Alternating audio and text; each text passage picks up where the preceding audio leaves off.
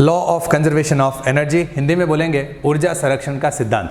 तो आपने बहुत बेसिक क्लासों में ही इसको पढ़ना शुरू कर दिया है और आज हम इसको ही पढ़ेंगे, कुछ नई बात ऐसा नहीं है इसमें। तो ऊर्जा संरक्षण का सिद्धांत या law of conservation of energy कहता क्या है कि ऊर्जा जो है उसको ना तो नष्ट किया जा सकता है, ना ही उत्पन्न किया जा सकता है, एक रूप से दूसरे रूप में बदला जा सकता है। That is energy can neither be created nor be destroyed, it can only be transform from one form to another. Yes, कि इस ब्रह्मांड में जो एनर्जी है वो आपकी कांस्टेंट है। जो एनर्जी इस ब्रह्मांड की है वो प्रभु श्री कृष्ण ने जो बना रखी हैं वो उतनी ही हैं, उससे न तो ज़्यादा है न कम है, न कभी नष्ट होगी न कभी भी और ज़्यादा होगी, वो फिक्स हैं। यही स्टेटमेंट है और फिजिक्स में हम लिखते भी हमने डिफाइन कर रखा है। This law states that the energy can neither be created nor be destroyed while it can only be transform from one form to another. और हिंदी में भी लिखा है, इस सिद्धांत के अनुसार किसी इकाई की संपूर्ण ऊर्जा अविनाशी है, वह न तो नष्ट होती है न ही उत्पन्न की जा सकती है। सीधी बात है जो हमने इसमें लिख दिया है। अब हम इससे आगे बढ़ते हैं। जो हमने लिखा है हम इस बात को डिराइव करेंगे, प्रूव करेंगे इसको। तो हम इस बात को प्रूव करने के लिए दो मेथड यूज़ करेंगे। एक वो मेथड जो आपने 11th क्लास में पढ़ रखा है और दूसरा मेथड जो अपन बीएससी फर्स्ट ईयर में यहाँ पे पढ़ते हैं। तो हम उसी बात की चर्चा करने के लिए अब इसमें आगे बढ़ते हैं। सो हमने इसके डेरिवेशन की शुरुआत कर देता हूँ। सो नाउ फ्रॉम हियर हमने यहाँ से लिखा है, से proof of this law of conservation of energy, उपपत्ति या डेरिवेशन जिसे हम कहते हैं, हम वो करना चाहेंगे इसके अंदर। इसके कंजर्वेशन ऑफ एनर्जी को समझने के लिए मैं आपको एक फिजिक्स के प्रति आपका प्रेम बढ़ाने के लिए मैं आपको एक वीडियो क्लिप दिखाना चाहता हूं जो नॉर्मली आपको यूट्यूब पे मिल जाएगी। वॉल्टर लेविन सर की है और उस क्लिप के अंदर मैं आपको सिर्फ कंजर्वेशन ऑफ एनर्जी और सिर्फ आपका भरोसा फिजिक्स पे बढ़ाने का प्रयास कर रहा हूं। तो आप एक बार उस क्लिप को देखिए। आई थिंक 3 मिनट का क्लिप होगा, उससे ज़्यादा नहीं, लेकिन क्लिप को देख के मैं बीच में समझाता रहूँगा आपको, देखिए एक बार। सो हमने इसके लिए ये अपने पास वॉल्टर लेविन सर का ही है क्लिप, देखें एक बार पूरी क्लिप को। You lift up a very heavy object, even heavier than this, and then you let it go, you swing it, thereby converting gravitational potential energy into kinetic energy, and that way you can demolish a building. You just let it hit, and it breaks the building, and that's the whole. सो इनके पास जो ball है जो जिसका ये use यहाँ पे कर रहे हैं, वो बॉल 15 किलो की बॉल है और ये उस स्टैंड के पास, जो ग्लास का स्टैंड है उसके पास लाते हैं इसको और फिर वहाँ से उसको फेंकते हैं, पुल करते हैं। तो जब वो उसको वहाँ से पुश करेंगे तो वो वहाँ से बताएंगे कि मैंने यहाँ से फोर्स लगाए हैं। तो जाहिर सी बात है जब बॉल उधर से जाके वापस रिटर्न आएगी तो वही फोर्स वो इस कांच के ऊपर लगाएगी।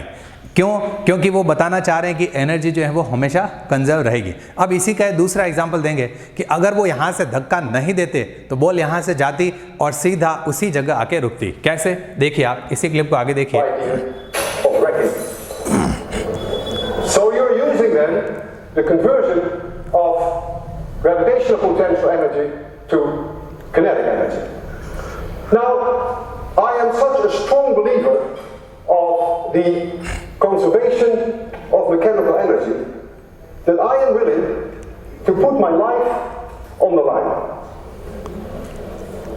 If I release that bob from a certain height, then that bob can never come back to a point where the height is any larger.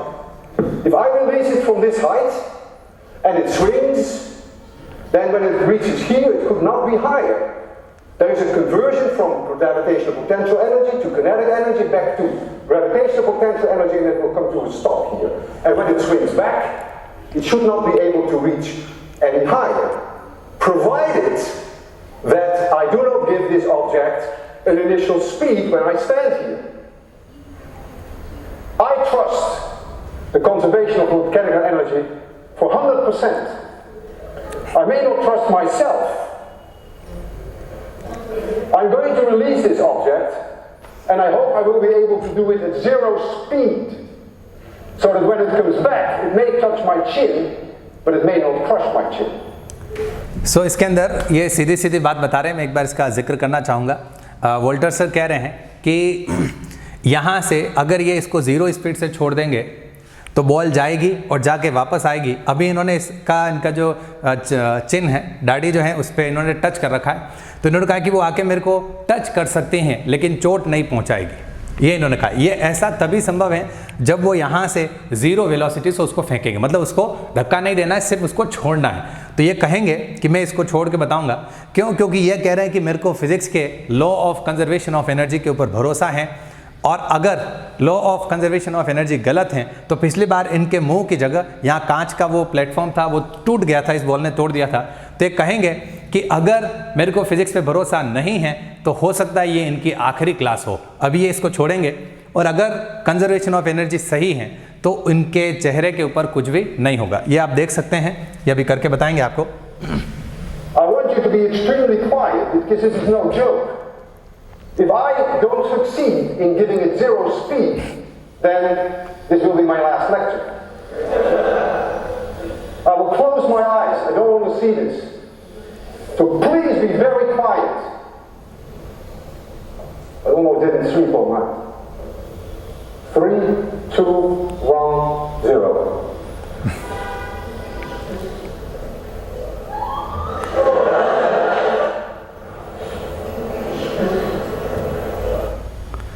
सो देखिए यहाँ पे इन्होंने इस बॉल को छोड़ा है, वो उधर जाके स्विंग बैक करके वापस आया, यहाँ तक, ये जूम करके देखा हुआ है अपन ने, यहाँ तक आया है। इनको आंखें बंद कर रखी हैं और इनको फिजिक्स के ऊपर पूरा भरोसा है। तो आपको भी अगर फिजिक्स के ऊपर भरोसा है तो आप फिजिक्स पढ़ेंगे तो आपका भरोसा और भी मजबूत होगा। फिजिक्स पे अगर आपको भरोसा है तो आप उस चंद्रमा की छाती पर कदम रख सकते हैं जिसको आप करवा चौथ पे और ईद पे देखते हैं। ये फिजिक्स वालों का भरोसा है, और इसी भरोसे के साथ लोग मंगल ग्रह पे और चंद्रमा तक पहुँचे हैं। इसीलिए फिजिक्स हमेशा अगर आपने सही लगाए हैं तो काम करेगा, ज़रूर करेगा। बस आपका फिजिक्स के प्रति थोड़ा अफेक्शन बढ़ाने के लिए मैंने इस प्रकार की चीज़ आपको बताई है। अब हम अपना जो ऑफिशियल काम है उसकी शुरुआत करेंगे। सो नाउ फ्रॉम हियर हम वापस अपने टॉपिक पे आ जाते हैं। तो अब आपको लगेगा कि जो टॉपिक हमने आज लिया है वो कितना महत्वपूर्ण है, तो हम इसकी शुरुआत यहाँ से करना चाह रहे हैं। सो देखेंगे आप, नाउ मैंने इसको हटा दिया। अब अपन जो कंजर्वेशन ऑफ एनर्जी है, मैं इसका प्रूफ जो है आपके सामने करना चाह रहा हूँ। यस, तो क्या कहा है हमने कि एनर्जी को ना तो उत्पन्न किया जा सकता है और ना ही नष्ट किया जा सकता है, सिर्फ एक रूप से दूसरे रूप में बदला जा सकता है। 2 तरीके से मैं आपको इसको समझाऊंगा, आप मेरे साथ जुड़े रहिए, सब कुछ आपको क्लियरली पता चलने लगेगा। सो नाउ फ्रॉम हियर मैं लिख देता हूँ कुछ चीज़ें जो मैं इसमें बताना चाहूँगा। Now we know that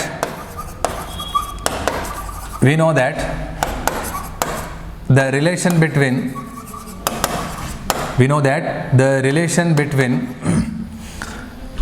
potential energy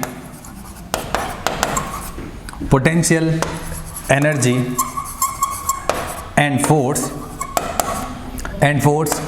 is given by, क्या लिखा है मैं इसको हिंदी में भी लिख देता हूँ। हमें पता है कि स्थितिज ऊर्जा, जिसे पोटेंशियल एनर्जी कहते हैं, और फोर्स, बल, इनके बीच में आपस में जो रिलेशन है वो आपको पता है, आपने 11th क्लास में पढ़ रखा है। नहीं भी पढ़ रखा होगा तो मैं इसको समझाऊंगा एक बार, फिर अपन आगे बढ़ेंगे। तो आप सीधा लिखेंगे, हम जानते हैं कि बल तथा स्थितिज ऊर्जा में निम्न संबंध होता है।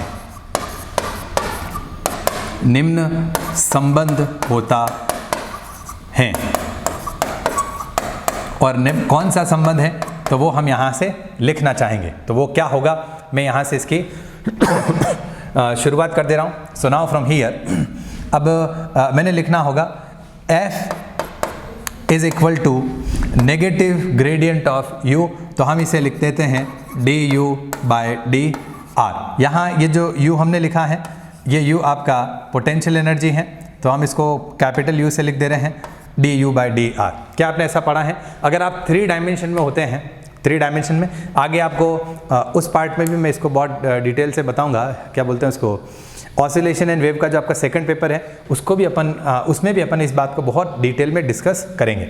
ऐसा अपन लिखते हैं। फिर आपके मन में एक प्रश्न आएगा कि ये तो वेक्टर क्वांटिटी है, फिलहाल मैं मैग्नीट्यूड में लिख रहा हूँ, ठीक है ना, हम इसको एज ए मैग्नीट्यूड ही यूज़ करेंगे, लेकिन ये वेक्टर क्वांटिटी है। तो वास्तव में जब आप इसको 3 डायमेंशन में पढ़ेंगे तो आप ये -du/dr नहीं लिख के इसको लिखते हैं माइनस ग्रेडियंट ऑफ u।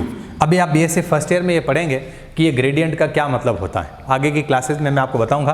अभी मैं एक एज ए शॉर्ट में सिंपल आपको इसको ऐसे बता दे रहा हूँ कि इसका मतलब होता है, माइनस आगे लगा हुआ इसलिए लिखा है del u/del x और साथ में लिखेंगे i कैप, फिर लिखते हैं माइनस, सॉरी सबके आगे माइनस ही है तो माइनस ही लिख रहा हूँ मैं, माइनस del u/del y और फिर लिखते हैं j कैप, फिर माइनस del u/del z और फिर लिखते हैं k कैप। ऐसे अपन कभी भी इस चीज़ को लिख सकते हैं। सो ये इसका मतलब है। फिलहाल मैं कह रहा हूँ कि इसकी आवश्यकता नहीं है, इसलिए जब मैं आगे इसको पढ़ाऊँगा तब आपको आगे और डिटेल में इसको बताऊंगा। फिलहाल इसकी आवश्यकता नहीं है और मैं अभी वेक्टर फॉर्म भी इसका यूज़ नहीं कर रहा हूँ। F = क्या होता है, -du/dr। ये चीज़ आपने पढ़ रखी है, कहाँ पे पढ़ रखी है, एक बार मैं उसका हिंट देता हूँ। नेगेटिव साइन जो है वो कहाँ से आए हैं इसका भी एक बार जिक्र आपके सामने करूँगा। जैसे फॉर एन एग्जाम्पल, मैं एक एग्जाम्पल के तौर पे यूँ कह देता हूँ कि मान लिया आपके पास ये पृथ्वी है, अर्थ है ये, और अर्थ पे ही हम एज ए रेफरेंस मान के फिर चीज़ों को करना चाहेंगे तो ये अपना अर्थ का सरफेस है, ठीक है ना, अर्थ की सरफेस है। और यहाँ से हमने एक पार्टिकल को इतनी हाइट पे लेके गए हम ये, तो इस पार्टिकल का जो ऑब्जेक्ट को हम लेके गए हैं, मान लिया उसका मास m है और ये जितनी हाइट पे है वो मान लिया कितनी हाइट है, h हाइट है। तो मेरे को बताइए इस जगह पे पोटेंशियल एनर्जी, जिसे हम u लिख सकते हैं, मैं यहाँ पोटेंशियल एनर्जी Pe लिख रहा हूँ, इस पॉइंट पे पोटेंशियल एनर्जी कितना होगा, तो पोटेंशियल एनर्जी होगा mgh, होगा कि नहीं होगा। और अगर मैं पार्टिकल को यहाँ ले जाके m मास का जो ऑब्जेक्ट है उसको यहाँ ले जाके छोड़ देता हूँ तो वो नीचे गिरेगा, इस स्थिति में ऐसे करके नीचे गिरेगा और वो यहाँ आके टकराएगा। इस जगह पे ये ज़मीन का लेवल है जहाँ से अपन हाइट मेजर करी है, तो इस पॉइंट की हाइट हो जाएगी 0, और क्योंकि इस पॉइंट की हाइट 0 हो जाएगी तो हम यहाँ पे पोटेंशियल एनर्जी क्या लिखेंगे, तो यहाँ पोटेंशियल एनर्जी लिखेंगे 0। अब मेरी बात समझिए, हमने m मास का जो ऑब्जेक्ट था उसको यहाँ ला के छोड़ दिया तो ये नीचे क्यों आया नीचे, क्योंकि पृथ्वी ने इसको अपनी तरफ खींचा। मतलब ग्रेविटेशनल फोर्स की दिशा कौन सी है, इस दिशा में ग्रेविटेशनल फोर्स लगता है, लगेगा, खींचेगा वो अपनी तरफ। तो ऑब्जेक्ट के ऊपर फोर्स कौन सी डायरेक्शन में लग रहा है, इस डायरेक्शन में। और मेरे को बताइए इस डायरेक्शन में पोटेंशियल एनर्जी क्या हो रही है, पहले ज़्यादा थी और बाद में कम होते होते आखिरी कहाँ तक आ गई, 0 तक आ गई। इसका मतलब ये है कि पोटेंशियल एनर्जी जिस दिशा में कम होती है फोर्स उसी दिशा में लगता है। यस, तो ये जो नेगेटिव साइन है ये आपको इसी बात का एहसास कराएगा कि हमेशा फोर्स उसी दिशा में होता है जिस दिशा में पोटेंशियल एनर्जी कम होती जाती है। ये इस नेगेटिव साइन का मतलब है, जो आपने वैसे 11th क्लास में पढ़ रखा है पर मैंने आपको यहाँ वापस से बता दिया है। ठीक है, आगे बढ़ते हैं। एक और चीज़ मैं इस फॉर्मूले का मतलब जस्टिफिकेशन देने के लिए आपको एक चीज़ बता रहा हूँ। जैसे मान लिया, क्योंकि आपने 12th क्लास को बहुत सीरियसली पढ़ा होता है, बोर्ड है और ऐसा करके। सो मान लो मैं 2 चार्जेस लेता हूँ Q1 और Q2 और इनके बीच के डिस्टेंस है R। क्लियर, इन दोनों के बीच में लगने वाला जो फोर्स है वो कितना होगा, तो हम लिखेंगे F = KQ1 Q2 upon R², KQ1 Q2 upon R² लिखते हैं ऐसा। और मैं यहीं पे कहूँ कि इन दोनों के बीच में जो पोटेंशियल एनर्जी होगी उसको क्या लिखते हैं, तो उसको लिखते हैं अपन KQ1 Q2 अपॉन R। एक जगह R² है और दूसरी जगह क्या है, R ही है कि नहीं। तो एक सिंपल सी बात जो हमने लिखी है, this is the potential energy. फिर आपने एक चार्ज के कारण इलेक्ट्रिक फील्ड का फॉर्मूला भी पढ़ा है KQ अपॉन R², आपने पोटेंशियल का फॉर्मूला भी पढ़ा है KQ अपॉन R। 4 फॉर्मूले होते हैं ऐसे, मैंने 2 ही लिखे, फिलहाल इसकी जरूरत है हमें। तो मैं यहाँ से कह रहा हूँ कि अगर इस इक्वेशन के ये जो फॉर्मूला है मैं दोनों तरफ R से डिवाइड कर दूँ तो क्या कोई तकलीफ है क्या, कोई तकलीफ नहीं है। तो अगर मैं R से डिवाइड कर दूँ तो इधर क्या बन जाएगा, KQ1 Q2 अपॉन R का स्क्वायर, और उसको अपन क्या लिख सकते हैं, F। तो वास्तव में F का मतलब क्या होता है, पोटेंशियल एनर्जी अपॉन डिस्टेंस। तो ये थोड़ा सा पोटेंशियल एनर्जी और ये थोड़ी सी distance, small potential energy small distance. Negative sign क्यों आया है ये मैं आपको बता चुका हूँ। क्लियर बात है, आगे बढ़ते हैं। सो नाउ फ्रॉम हियर, ये एक सिंपल सी जानकारी थी जो मैंने आपके सामने रखी है ताकि आपको ये जस्टिफाई हो जाए कि हाँ हमने ये फॉर्मूला पढ़ रखा है। That's all. आगे बढ़ते हैं।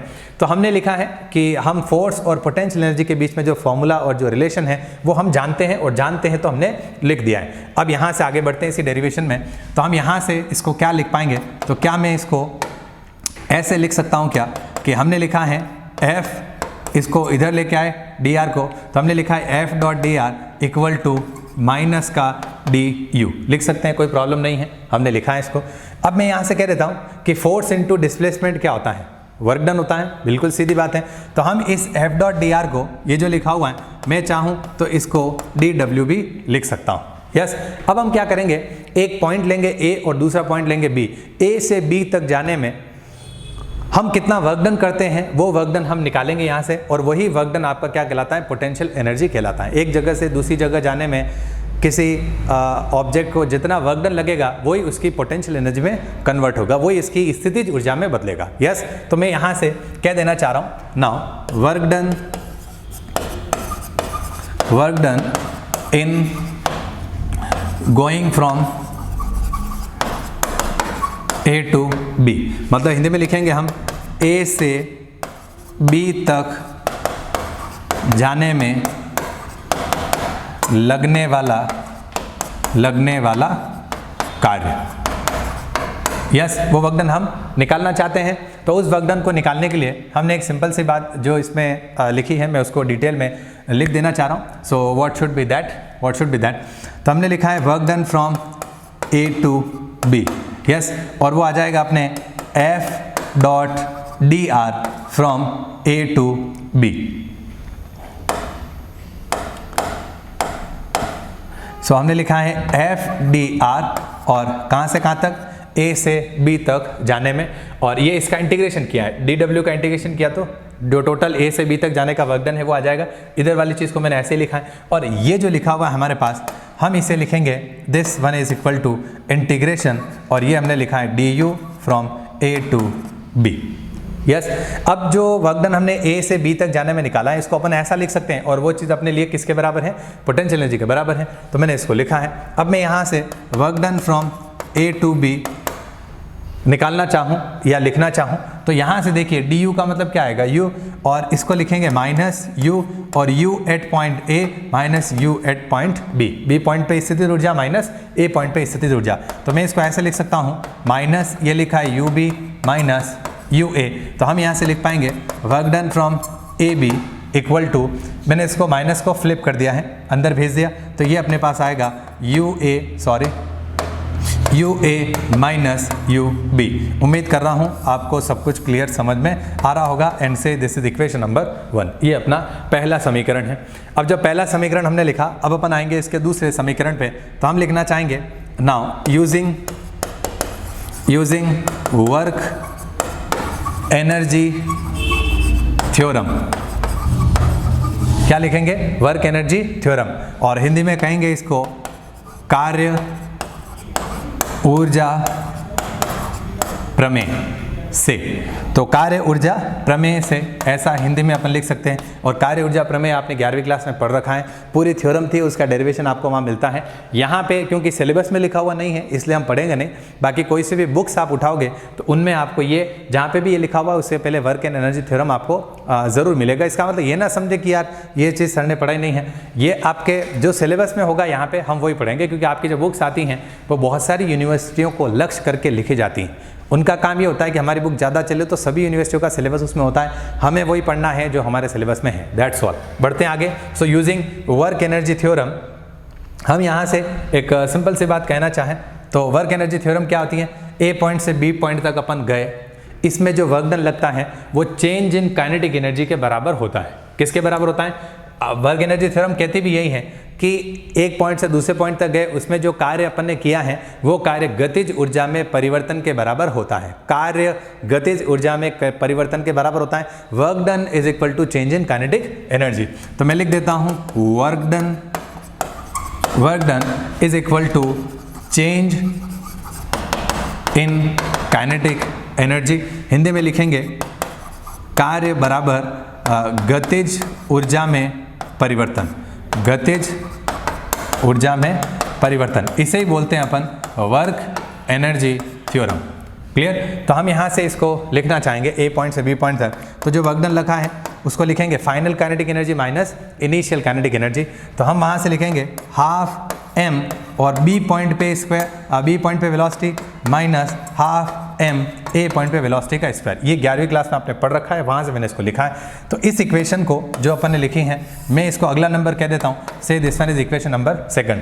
तो a से b तक जाने में जो वर्क डन है वो हमने एक तो निकाला है वर्क एनर्जी थ्योरम से, एक निकाला है पोटेंशियल एनर्जी के कंसेप्ट से।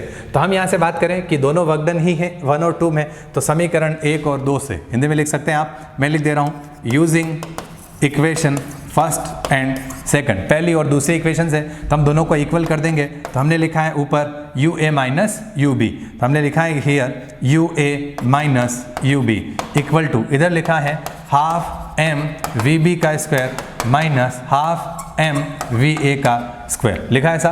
अब इस टर्म को इधर लेके आ जाएं और इस टर्म को इधर भेज दें, तो ये आ जाएगा U A plus half M V A का square equal to U B plus half M V B का स्क्वायर, ऐसा ही कुछ रहेगा।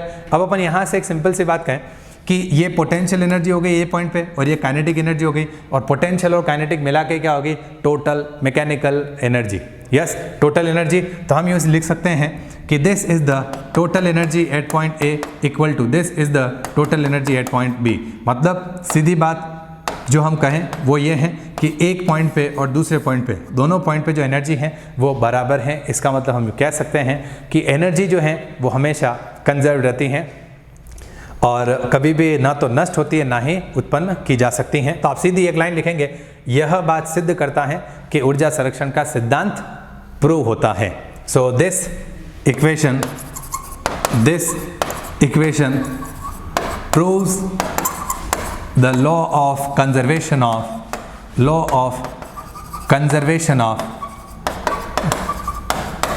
energy. This equation proves the law of conservation of energy। Hindi में भी लिख दो आप इसी चीज़ को, तो आप लिखेंगे यह समीकरण, पूरा लिखेंगे आप, यह समीकरण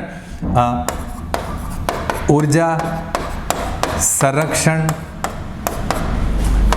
सिद्धांत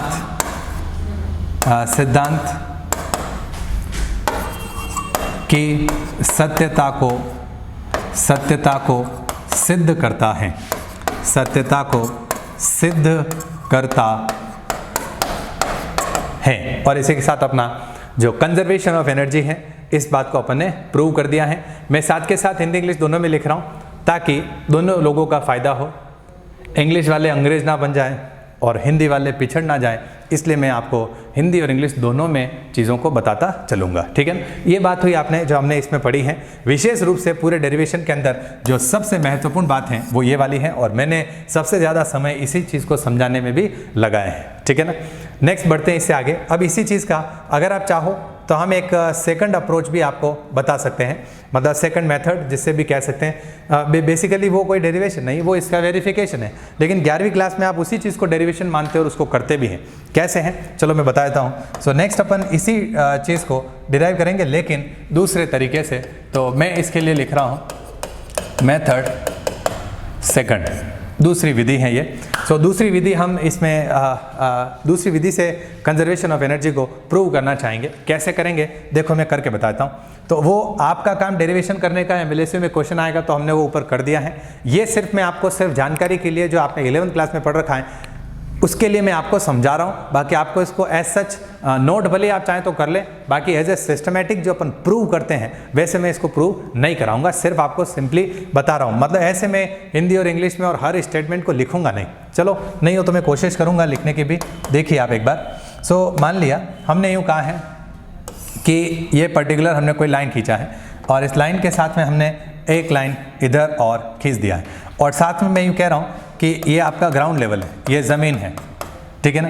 अब मैंने एक लाइन जो लिया है ये ज़मीन के ऊपर कुछ पर्टिकुलर हाइट के ऊपर है, और मैं यूँ कह देता हूँ कि यहाँ 3 पॉइंट में ले लेता हूँ। Say the 3 points are this one is point O जो कि ग्राउंड पे है, इसके बीच में कहीं पे भी एक पॉइंट आपने ले लिया है, say this point is A, और सबसे हाईएस्ट पॉइंट एक ले लिया है एंड से दिस पॉइंट इज B, ऐसा हमने कह दिया है। फिर हमें ये क्या रखा है, हम ये ले लेते हैं कि इसके अंदर इस B पॉइंट की जो हाइट है, से the height of this point B is H, तो H हाइट में मान लेता हूँ इसकी। तो इसके लिए मैंने क्या किया है कि मैं इस हाइट को यहाँ बना देता हूँ कि ये जो हाइट है अपनी, ये हाइट कितनी है, H हाइट है, तो मैंने इस H हाइट को यहाँ पे बना दिया है, ठीक बात है। सो H is the height of point B। दूसरा, मुझे नहीं पता है कि ये A पॉइंट कितनी हाइट पे है, तो हम कुछ भी मान लेते हैं। सो मान लिया हमने इस A पॉइंट की जो हाइट ली है, लेट अस से the height of this point A is X, तो मैंने यहाँ से इस चीज़ की हाइट को लिखा है X। समझ में आ रही होगी बात आपको, A पॉइंट की हाइट और B पॉइंट की हाइट दोनों को हमने लिख दिया है, H और X। अब मान लो मैं इसको बेसिकली आपके 9th क्लास के मेथड से इसको करके समझाऊंगा। मान लिया हमने यूँ कहा कि इसके ऊपर एक कोई ब्लॉक रखा हुआ है, मान लिया ये हमने एक ब्लॉक रखा है, ठीक है ना, एक ब्लॉक रखा है, इस ब्लॉक का मास कितना है, m। अब इस m मास वाले ब्लॉक को हम इस पॉइंट B से गिराएंगे, क्या करेंगे, गिराएंगे।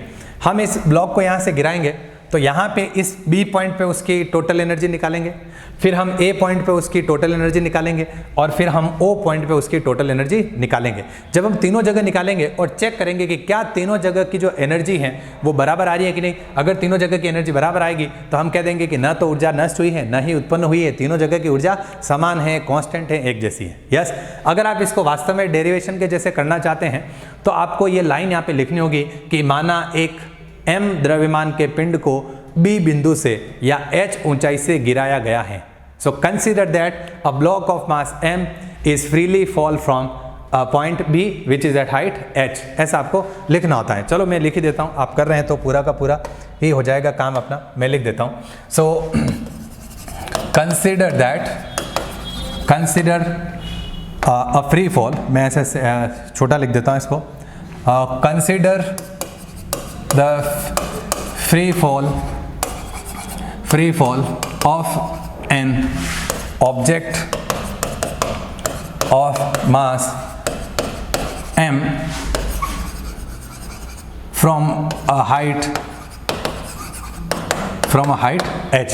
माना h ऊंचाई से एक पिंड के फ्री फॉल को हम कंसिडर कर रहे हैं, हम उसके ऊपर विचार कर रहे हैं। तो आप हिंदी में भी इसको लिख सकते हैं, माना एक m द्रव्यमान का पिंड, माना एक m द्रव्यमान का पिंड h ऊंचाई से गिराया जा रहा है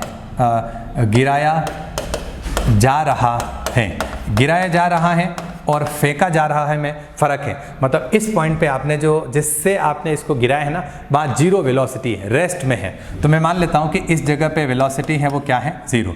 इस जगह पे कुछ भी हो सकती है, मान लिया इस जगह पे वेलोसिटी कितनी है, u, और इस जगह पे जिससे वो टकराएगा इस जगह पे भी कुछ भी हो सकती है। सो मान लेता हूँ मैं कि इस जगह वेलोसिटी क्या है, v। यहाँ u a पॉइंट पे और o पॉइंट पे कितनी है, v। तो हम सबसे पहले b पॉइंट पे एनर्जी निकालेंगे, फिर हम निकालेंगे a पॉइंट पे, फिर हम निकालेंगे o पॉइंट पे, तीनों जगह की एनर्जी को चेक करेंगे। यस, तो सबसे पहले मैं लिख देता हूँ energy at point b point पर एनर्जी, या हिंदी में लिख दोगे आप b बिंदु पर ऊर्जा, लिख सकते हो, ये कोई खास बात नहीं है, b बिंदु पर ऊर्जा। तो हम लिखना चाहेंगे b पॉइंट पे एनर्जी, तो टोटल एनर्जी को ऐसे लिखा जाएगा, kinetic energy at point B plus potential energy at point B, लिखेंगे ऐसा। तो एनर्जी को, काइनेटिक एनर्जी हो जाएगी जीरो, क्योंकि वेलोसिटी क्या है, जीरो, क्योंकि काइनेटिक एनर्जी का फॉर्मूला होता है हाफ mv²। यस, फिर अपन आते हैं potential energy at point B, मतलब इस पॉइंट की स्थितिज ऊर्जा, इस पॉइंट की, b पॉइंट की, तो स्थितिज ऊर्जा होती है mgh, और इस पॉइंट की हाइट h ही है, हमने इसको h ही लिखा है। तो टोटल एनर्जी अपने पास आ गया mgh, एंड से दिस इज इक्वेशन नंबर 1। ठीक बात है, फिर अपन आगे बढ़ते हैं और नेक्स्ट लिखते हैं। तो हम लिखेंगे एनर्जी एट पॉइंट B के बाद लिखेंगे हम A पॉइंट पे एनर्जी। क्लियर? सॉरी। सो मेरे को बार बार इस फिगर की ज़रूरत पड़ेगी तो मेरे को ऊपर नीचे करना होगा, उसके लिए मैं एक काम कर दे रहा हूँ, मैं इस फिगर की क्लोनिंग कर देता हूँ, बार बार मेरे को इसकी ज़रूरत पड़ेगी। सो मैंने इस फिगर को क्लोनिंग कर दिया है। मतलब बार बार जहाँ जहाँ जरूरत पड़ेगी वहाँ वैसा वैसा फिगर आता रहेगा, ठीक है ना। ये डन, आगे बढ़ते हैं। So energy at point A point पे हम एनर्जी चाहते हैं इस पॉइंट के ऊपर। सो हमने यहाँ से लिखा है एनर्जी एट पॉइंट ए, तो हम लिखेंगे उसको ई ए, तो उसे लिखा जाएगा kinetic energy at point A plus potential energy at point ए। तो हमने लिखा है पोटेंशियल एनर्जी एट पॉइंट ए। अब काइनेटिक एनर्जी क्या होगी, तो काइनेटिक एनर्जी होगा हाफ एम वी स्क्वायर, और पोटेंशियल एनर्जी क्या होगी, तो पोटेंशियल एनर्जी होगी एम जी एक्स, कारण इसकी हाइट एक्स है और यहाँ पे वेलोसिटी कितनी है, यू है। ठीक बात है, ये हमने लिख दी। अब मैं यहाँ से इन चीज़ों को थोड़ा बदलना चाहूँगा। बदलने का मतलब क्या है, कैसे हम इसको बदल सकते हैं, मैं उस बात पे आऊँगा। देखो यहाँ पे वेलोसिटी 0 है, यहाँ पे वेलोसिटी u है, तो हमें u निकालना पड़ेगा। और u मैं कैसे निकाल सकता हूँ, तो मैंने फिलहाल इसको ऐसे ही रखा है, say this one is equation number second. अब मैं क्या कर रहा हूँ, 9वीं क्लास में जो आपने चीज़ें पढ़ रखी है, मैं यहाँ पे इक्वेशन ऑफ मोशन इस्तेमाल करूँगा। क्या चीज़ इस्तेमाल करूँगा, equation of motion. Equation of motion तो मैंने लिखा है यूजिंग, और कौन सी इक्वेशन ऑफ मोशन, तो equation of motion V square equal to U square plus 2as। कौन सी इक्वेशन लगा रहे हैं, तीसरा, गति का तीसरा समीकरण पढ़ रखा होगा 9वीं क्लास में, फिर 11वीं क्लास में, अभी हम फर्स्ट ईयर की क्लास कर रहे हैं। तो वी स्क्वायर मतलब होता है अंतिम वेग फाइनल वेलोसिटी, यू स्क्वायर का मतलब होता है प्रारंभिक वेग इनिशियल वेलोसिटी, एस का मतलब होता है विस्थापन, और ए का मतलब होता है त्वरण। कभी भी जब हम नीचे से ऊपर की ओर जाते हैं तब ए की जगह लिखते हैं माइनस जी, और जब भी हम ऊपर से नीचे की ओर आते हैं तो ए की जगह क्या लिखते हैं, प्लस जी। क्यों लिखते हैं ऐसा, पढ़ा होगा आपने, क्यों लिखते हैं, विचार करिए कभी इसके ऊपर कि ऐसा क्यों लिखते हैं। एक बात ध्यान दीजिए, ये वास्तव में ए का मतलब एक्सेलरेशन मतलब त्वरण है, और आपने पढ़ रखा है कि नेगेटिव एक्सेलरेशन को रिटार्डेशन बोलते हैं, या फिर ऋणात्मक त्वरण को मंदन कहते हैं। यस, मंदन का क्या मतलब है, मंदन का मतलब मंद हो जाना, धीरे हो जाना। मतलब आप कोई गाड़ी, मान लो कोई डस्टर गाड़ी है, 100 की स्पीड से आ रही है, सामने एकदम से कुत्ता आ गया तो गाड़ी एकदम ब्रेक लगाएगी। जब गाड़ी 100 की स्पीड से ब्रेक लगा के 20 की स्पीड से आएगी तो उस समय उसका एक्सेलरेशन नेगेटिव होगा, जिसे बोलेंगे रिटार्डेशन। तो जब भी कभी वेलोसिटी कम होती है उस टाइम अपने आप एक्सेलरेशन क्या आ जाता है, नेगेटिव। कारण क्योंकि एक्सेलरेशन का फॉर्मूला क्या होता है, v2 माइनस v1/t। तो मान लो गाड़ी ने ब्रेक लगाया, 100 की स्पीड थी स्टार्टिंग में, यस, और फिर बाद में कितनी हो गई, 20, और ऐसा करने में उसको बहुत डिस्क ब्रेक लगाए उसने, और ऐसा करने में मान लो उसको 5 सेकंड ही लगे। 5 सेकंड में 100 से कहाँ पे आ गई, झटके में 20 पे।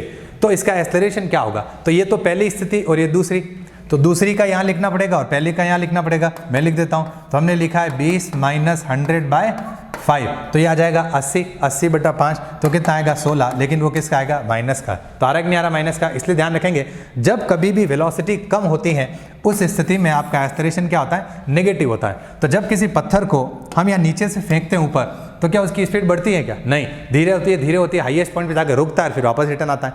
लेकिन जब नीचे आ रहा होता है तब क्या उसकी स्पीड धीरे होती है, नहीं, उसकी स्पीड और बढ़ती जाएगी। इसीलिए एक्सेलरेशन डाउनवर्ड डायरेक्शन में पॉजिटिव और अपवर्ड डायरेक्शन में नेगेटिव। उम्मीद करता हूँ ये बहुत बेसिक बातें हैं जो आपको क्लियर होगी। ये बहुत बेसिक बातें मैं आपको बताते हुए चलूँगा ताकि जीवन में आप कभी कंपटीशन की तैयारी करें फिजिक्स को लेके तो आतंकित ना हो, क्योंकि फिजिक्स वही सब्जेक्ट है जो 11वीं क्लास में जब आप आए थे स्टार्टिंग में पढ़ने, और 3 महीने तक आपको पता ही चला था कि फिजिक्स को पढ़ना कैसे है। बिल्कुल यही फिजिक्स है, तो मुश्किल है, लेकिन अगर आप पढ़ते हैं तो समझ में ज़रूर आती है। ये बात नहीं है कि समझ में नहीं आएगी। आगे बढ़ता हूँ मैं, तो हम यहाँ अंतिम वेग मतलब फाइनल वेलोसिटी, प्रारंभिक वेग मतलब इनिशियल वेलोसिटी, डिस्प्लेसमेंट, एक्सेलरेशन, सब चीज़ें लिखेंगे। क्लियर, तो शुरुआत हुई है यहाँ से और पहुँचे हैं हम यहाँ तक। तो हम बात करें सिर्फ B से A के तक, यहाँ तक की बात करें तो प्रारंभिक कितनी हो जाएगी, 0, तो प्रारंभिक की जगह 0, फाइनल कितना हो जाएगा U, तो U स्क्वायर।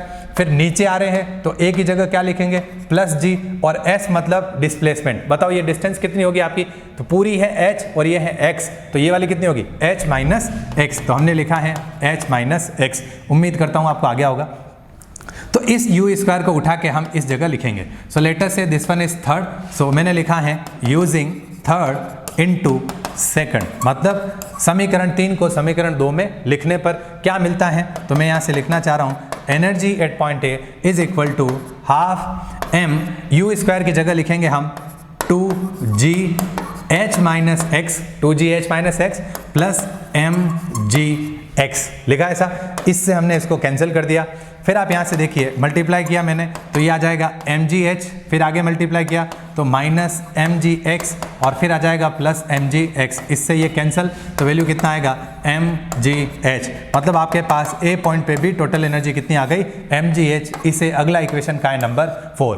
पहले हमने बी पॉइंट पे एनर्जी निकाली थी, वो कितनी आई थी mgh। अभी हमने किस पे निकाली है ए पॉइंट पे, वो भी कितने आया mgh। अब आखिरी बात कहाँ पे रहेगी, आपके इस पॉइंट पे रहेगी। ठीक बात है, इस पॉइंट पे भी निकाल देता हूँ। इसके लिए मेरे को वापस से फिगर की ज़रूरत पड़ेगी, तो मैं इस फिगर का एक और क्लोनिंग करके इसको नीचे लेके आ रहा हूँ और बार बार मेरे को इसकी ज़रूरत पड़ती रहेगी। ये काम है इसका स्मार्ट बोर्ड से। यस, तो हम अब आ जाते हैं energy at point O. Clear, तो मैं लिख देता हूँ एनर्जी एट पॉइंट ओ, बिंदु ओ पर ऊर्जा। ठीक है, हिंदी में इतना सा तो लिख ही सकते हैं, ओ बिंदु पर ऊर्जा। ऐसा नहीं कि आपको यूँ लगे कि पहले स्टार्टिंग में तो सर सब हिंदी में लिख रहे थे, धीरे धीरे बंद कर दिया और फिर आगे जब जहाँ हमको लेक्चर परचेस करने होंगे वहाँ हिंदी में लिखेंगे ही नहीं। आर्या क्लासेस पे विश्वास रखिए आप, विश्वास का ही नाम है आर्या क्लासेस। आप निश्चिंत होकर लेक्चर्स को बाई कर सकते हैं, आपको इसमें कोई भी प्रॉब्लम नहीं आएगी। आगे से आगे मैं आपको इसी प्रकार इसी तरीके से हिंदी इंग्लिश में पढ़ाता रहूँगा। 1 साल के अंदर अंदर आप उस स्थिति में आ जाएंगे कि आप मीडियम को चेंज कर सकते हैं। हमारा IIT JEM के बैच को, जेस्ट के बैच को, और हमारे ही नहीं पूरे ऑल ओवर इंडिया में किसी के भी बैच को कहीं पे भी आप बैठे बैठे ज्वाइन कर पाएंगे। तो उसके लिए आपको हिंदी और इंग्लिश नाम की तकलीफ नहीं आएगी। बहुत अच्छी फिजिक्स पढ़नी है तो हमारे साथ जुड़े रहिए और फिजिक्स पढ़ते रहिए। शुरू करूँगा आगे ओ पॉइंट का एनर्जी। ओ पॉइंट पे वेलोसिटी क्या है v, और इस पॉइंट पे जो हाइट है ज़मीन से वो कितने हो गई 0। तो ध्यान रखेंगे आप, मैं लिख रहा हूँ energy at point O and that should be equal to kinetic energy at point O and potential energy at point O. तो काइनेटिक एनर्जी कितनी हो जाएगी, तो काइनेटिक एनर्जी हो जाएगी हाफ mv², जबकि पोटेंशियल एनर्जी क्या हो जाएगी 0, क्योंकि पोटेंशियल एनर्जी का फॉर्मूला होता है mgh और h 0 है तो पोटेंशियल एनर्जी क्या हो जाएगी 0। लिख दिया हमने। अब v² का वैल्यू लिखना होगा हमें। Now how can we find this v²? तो अगेन मैंने ऐसा ही कहा है, say this one is equal to half mv², ये मैंने लिखा है। अब मैं लिखना चाहता हूँ, नाउ अप्लाई करेंगे अपन 9th क्लास की गति का समीकरण। So using equation of motion, चलो इस बार हिंदी में लिख देता हूँ गति के समीकरण का प्रयोग करने पर हम गति का तीसरा समीकरण, वैसा लिखा नहीं मैंने इसमें, आप समझ लें गति का कोई एक समीकरण अपन इस्तेमाल करेंगे। तो कौन सा यूज़ कर रहा हूँ, मैं लिख रहा हूँ v² equal to u² plus 2s। This is the third equation of motion. First one is v equal to u plus 80, second one is s equal to ut plus half 80² and third one is v² equal to u² plus 2as। Clear है, आपको पता होगा। अब अपन आ जाते हैं इसी figure के ऊपर और मैं लिखना चाहूँगा यहाँ से शुरुआत और अंत हो रहा है। यहाँ पे शुरुआत की स्पीड को बोलते हैं प्रारंभिक वेग और वो क्या हो जाएगा 0। अंतिम जो वेग होगा वो आपका v होगा। तो मैं लिख देता हूँ अंतिम वेग तो हो गया v और प्रारंभिक हो गया 0 प्लस 2, नीचे आ रहे तो एक ही जगह क्या लिखेंगे g, और अब लिखना होगा विस्थापन यहाँ से यहाँ तक का, और वो कितना है h, तो हमने लिखा है इसको h। क्लियर बात है। तो v² की जगह आपके पास क्या आ जाएगा 0 प्लस 2gh, मतलब क्या आ जाएगा 2gh। इस v² को उठा के आप इस जगह लिखें तो आपको E0 ओ पॉइंट पे जो एनर्जी है वो मिल जाएगी। सो नाउ अब क्या होगा, तो हम लिखेंगे E0, और E0 का वैल्यू कितना है हाफ mv², और v² का वैल्यू कितना है 2gh, 2 से 2 कैंसिल, वैल्यू कितना आएगा mgh। तो वापस से ध्यान दें ओ पॉइंट पे एनर्जी, इसे कहा है हमने इक्वेशन नंबर 5। पांचवा इक्वेशन ओ पॉइंट पे एनर्जी mgh, ए पॉइंट पे एनर्जी mgh और बी पॉइंट पे एनर्जी mgh। हो गया प्रूव। तीनों पॉइंट पे एनर्जी क्या आ रही है mgh, मतलब एनर्जी कांस्टेंट है, जो कि वॉल्टर लेविन ने बताया था। फिजिक्स पे भरोसा था उनको, उन्होंने कहा था जब वो यहाँ से बॉल को छोड़ रहे थे तब उन्होंने कहा था कि मेरे को फिजिक्स पे भरोसा है, लेकिन आप लोगों को अगर भरोसा नहीं है तो ध्यान रखें ये मेरा आखिरी लेक्चर हो सकता है। क्यों? क्योंकि जब मैं बॉल को छोड़ दूंगा यहाँ से तो बॉल पहले कांच को फोड़ दिया, अभी आप जब आएगी तो मेरे मुंह को तोड़ देगी बिल्कुल, और फिर मेरा बचना लगभग नामुमकिन है। लेकिन फिजिक्स पे भरोसा है, फिजिक्स के कंसेप्ट पे भरोसा है, तो हम बहुत सारी टेक्नोलॉजी का इस्तेमाल कर सकते हैं। जो आप रिकॉर्डेड लेक्चर जो आप सुन पा रहे हैं, ये भी फिजिक्स की देन है। और टेक्नोलॉजी जितना भी आप इस्तेमाल करेंगे सब कुछ फिजिक्स के ऊपर डिपेंडेंट है, और मार्केट में फिजिक्स की बहुत डिमांड है। इस बात को आप मान के चलिए, आने वाले समय में भी बहुत डिमांड रहेगी। फिजिक्स पढ़ते रहिए।